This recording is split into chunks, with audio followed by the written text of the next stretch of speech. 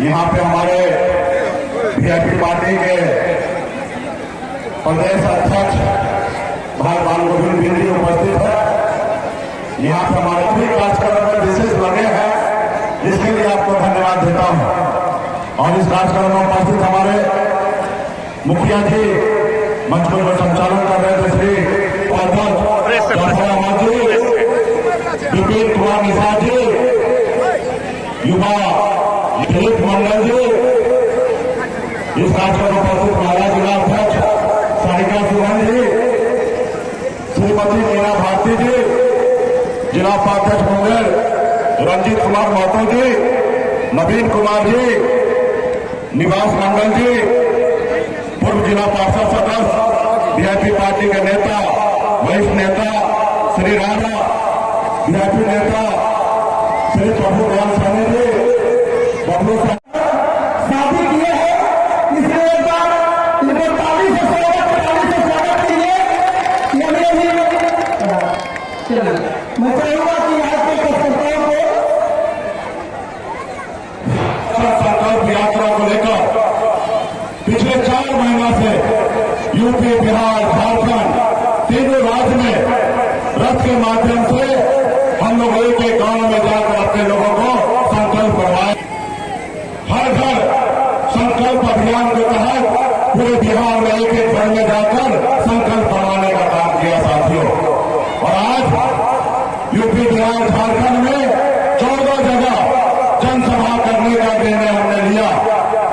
ये 8वां जनसभा है, 10वां जनसभा है।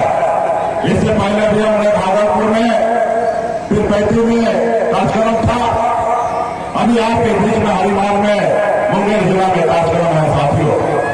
इस कार्यक्रम का एक ही मकसद है कि निषाद समाज को इस आजाद भारत में मान सम्मान अधिकार मिले।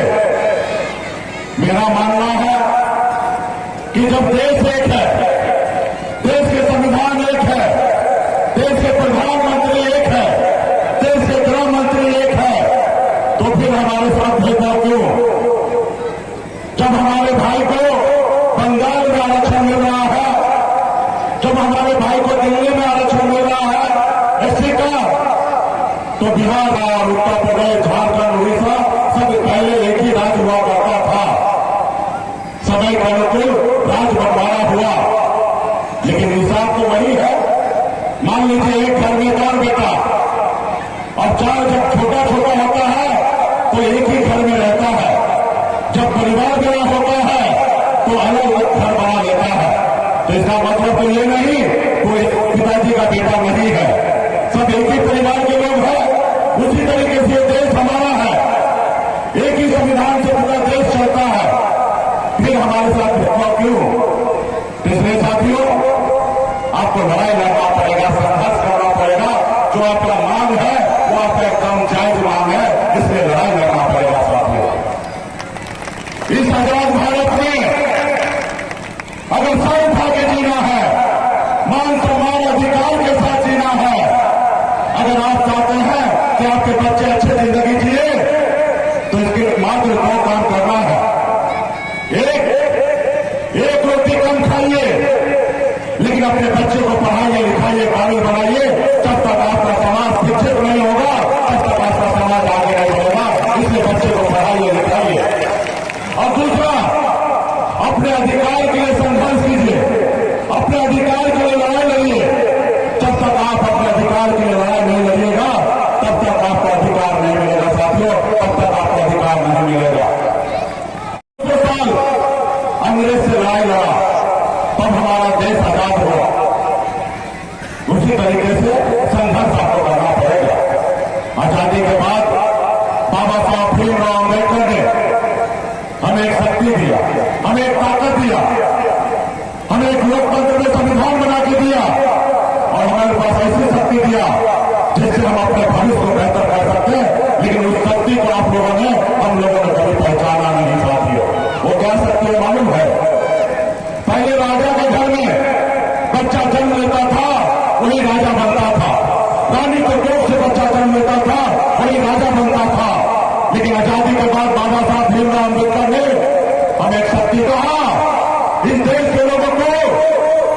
जब राजा का बेटा राजा नहीं बनेगा, रानी के कोख से बच्चा जन्मेगा, जरूरी नहीं है कि वही राजा बनेगा। अब इस देश का राजा वही बनेगा जिसके पास वोट गिराने का ताकत होगा साथियों, वोट होगा। चाहे गरीब मजदूर किसान का बेटा हो या मल्ला का बेटा हो, अपने वोट के बल पर राज्य का मुख्यमंत्री और देश का प्रधानमंत्री बन सकता है साथियों, प्रधानमंत्री बन सकता है। लेकिन अफसोस की बात है, आप और हम वो ताकत को नहीं समझ पाए, और जो लोगों ने वो ताकत को समझा, वो समाज कहां से कहां पहुंच गया। आप देखिए, जैसे हमारे लालू प्रसाद यादव जी, बहन मायावती जी, उत्तर प्रदेश के नेता मुलायम सिंह यादव जी, हमारे बिहार के दलित के नेता स्वर्गीय पासवान जी, ये लोग भी गरीब घर में जन्म लिया, संघर्ष किया, अपने वोट को ताकत को समझा और अपने हक अधिकार के लिए उन्होंने लड़ाई लड़ा। जब लालू प्रसाद जी दल बनाए तो उनके लोगों ने उनको साथ दिया। जब उनके लोगों ने उनको साथ दिया तो उनके दल को बल मिला, और जब दल को बल मिला तो 15 साल बिहार का मुख्यमंत्री लालू प्रसाद यादव जी थे, और जब बिहार के मुख्यमंत्री थे तो उनको दल को बल मिला, तो उनके समाज का हर समस्या का हल हुआ साथियों, हल हुआ। और ये पैसे के दम पे नहीं हुआ, ये कोई पैसे के दम पे नहीं हुआ, ये वोट के दम पे साथी वोट।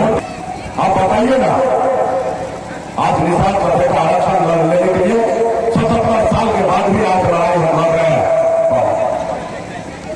साथ है, हम अपने बच्चे के साथ है, हम अपने बच्चे का भविष्य के साथ है, हम तुम्हारे साथ नहीं है, उनको बताना पड़ेगा। और जब उनको बताएंगे तो उनको एहसास होगा, और जब एहसास होगा तो आपका आरक्षण लागू करेगा साथियों, आरक्षण लागू करेगा।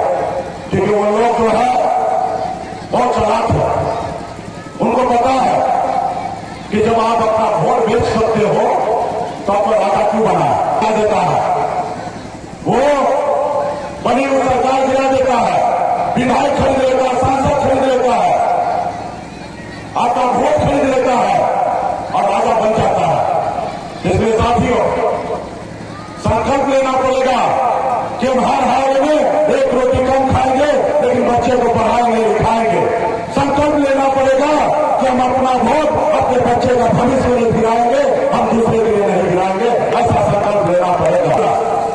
लेकिन हमको वही सामना करना है, जब तक आरक्षण नहीं होगा तब तक कोई समझौता नहीं होगा साथियों, कोई समझौता नहीं होगा। इसलिए साथियों, तो क्या आप लोग लड़ाई लड़ने के लिए तैयार हैं? पीछे पीछे चलिए, बहुत बहुत धन्यवाद।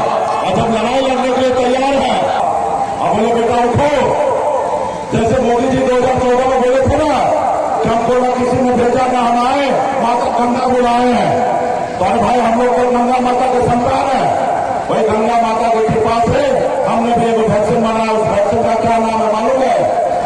उस वैक्सीन का नाम है गंगा जल। जब आप संकल्प लीजिएगा तो दिल्ली के लोगों को लग जाएगा, वो मान लेंगे कि निषाद का वोट अभी बिकेगा नहीं, निषाद का वोट जो है अपने बच्चे के भविष्य के लिए गिरेगा, वो मान लेगा। और जब वो मान लेगा तो आरक्षण होगा, और जब आरक्षण होगा तो निषाद का बेटा भी कलेक्टर होगा साथियों। हम 4 विधायक बनाए और मजबूती से अपने लोगों के लिए काम कर रहा था।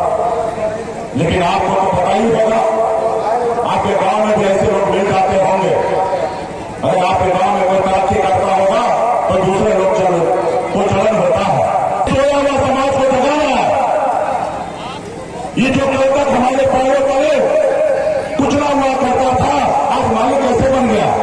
कल तक जो गुलाब था वो हमारी बराबरी कैसे कर रहा है? उन्होंने षड्यंत्र के तहत आपका विधायक खरीद लिया, आपको मंत्रिमंडल से बाहर करवा दिया। उसको मुझसे तकलीफ नहीं था, उनको आपसे तकलीफ था। वो देखा कि सोया हुआ निषाद समाज है, ये जिस रोज जग जाएगा उस रोज अकेले अपने नाम पर लालू जी के जैसे सरकार बना लेगा। इसको रोको। आज तो 4 विधायक बनाया, कल 40 बनाएगा और एक समय आएगा 125 बनाकर बिहार में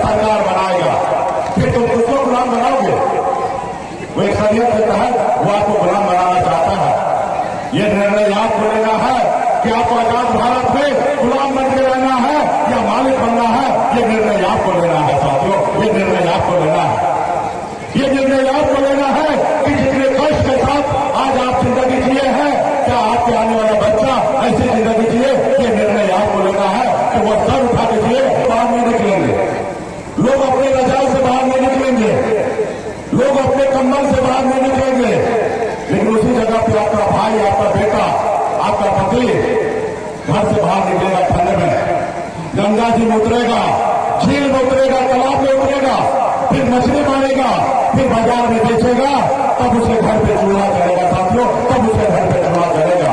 आप बताइए कितना भी मुलायम सिंह यादव जी इन लोगों ने लड़ाई लड़ा, संघर्ष किया और विरासत में देखिए पॉलिटिकल पार्टी दे दिया। तेजस्वी प्रसाद यादव जी को मेहनत करना पड़ा, नहीं करना पड़ा, डायरेक्ट डिप्टी सीएम बन गया। आज अगर हमारे बाप दादा भी इतनी बड़ी पार्टी बना के दिया रहता तो आज हमको इतना परेशानी नहीं उठाना पड़ता, हम भी डिप्टी सीएम बन गए रहते। लेकिन आज अगर हम संघर्ष करेंगे, हम एक पॉलिटिकल पार्टी विरासत में हम अपने आने वाला पीढ़ी को देंगे तो उसको इतना परेशानी का सामना नहीं करना पड़ेगा साथियों, वो डायरेक्ट डिप्टी सीएम बन जाएगा। तो इसके लिए आपको लड़ाई लड़ना पड़ेगा, हमको लड़ाई लड़ना पड़ेगा आने वाला पीढ़ी के लिए। आज भाजपा वाला कहता है, जब से हम लोगों ने संकल्प यात्रा निकाला, जब बिहार में अकेले चुनाव लड़के दिखाया, वो जाने कि तुम्हारी औकात क्या है और मेरी हैसियत क्या है। जब वो 5 पार्टी मिलकर 45,000 वोट लाया और हम अकेले 30,000 वोट लाए, उन लोगों ने पूरे बिहार को दिखा दिया कि मेरी ताकत क्या है। हम नहीं तो तुम जीरो हो, हम अगर नहीं है तुम्हारे साथ तो तुम जीरो हो। हमारे साथ आ जाइए गठबंधन में या हमारे पार्टी में आ जाइए और अगला 2025 का मुख्यमंत्री आप ही को बनाते हैं, मेरे साथ आ जाइए, कल को विलय कर लीजिए। हम कहे भाई हम अल्लाह का बेटा है, जाल में मछली फंसाते हैं, जाल में फंसते नहीं है।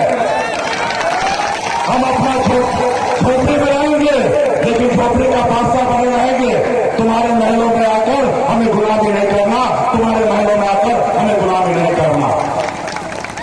उनको मुझसे तकलीफ नहीं है, वो तो आपको सीएम बनाना चाहता है, वो आपको गुलाम बनाना चाहता है। लेकिन हमने निर्णय लिया है कि नहीं, आपके हक अधिकार के लिए लड़ाई लड़ेंगे। आज जिस मुकाम पे हम पहुंचे हैं, मंत्री बना, ये आपका सहयोग है साथियों। जब तक आपका साथ रहेगा तब तक हम लोग चैन से नहीं बैठेंगे। जैसे दशरथ माजी ने कहा था कि जब तक तोड़ेंगे नहीं तब तक छोड़ेंगे नहीं, उसी तरीके से जब तक हम लोग आरक्षण ले लेंगे तब तक हम लोग चैन से बैठेंगे नहीं साथियों, चैन से बैठेंगे नहीं। अगर भाजपा बाहर है तो हम भी दशरथ माजी है, जब तक तोड़ेंगे नहीं वो तब तक छोड़ेंगे नहीं साथियों, तब तक छोड़ेंगे नहीं। इसलिए साथियों आइए मजबूती से लड़ाई लड़िए। और हम तो उस खानदान के लोग हैं जहां हमारे पूर्वज भगवान श्री राम को पार लगाए थे, हम उस केवट महाराज के वंशज हैं और भगवान के सहयोग से इस बार भी हमारे पास नाव है चुनाव की। इस नाव पे जिसको बैठना है वही दिल्ली तक पहुंचेगा साथियों, वही दिल्ली तक पहुंचेगा। और हम पहले वाला केवट महाराज नहीं है, इतना गलती करने वाला नहीं है साथियों। हम तो कहेंगे भाई अगर तुमको अगर पार लगना है तो नाव पे बैठने से पहले तुम आरक्षण लागू करो, वरना नाव पे बैठने नहीं देंगे साथियों, नाव पे बैठने नहीं देंगे। और कहीं अगर तुम जबरदस्ती करोगे तो बीच नदी में लेकर जाके और नाव को पलटी मार देंगे तो डूब जाओगे वहीं पे। हम तो केवट के संतान है, हम पार लग जाएंगे, पेड़ से बाहर निकल जाएंगे।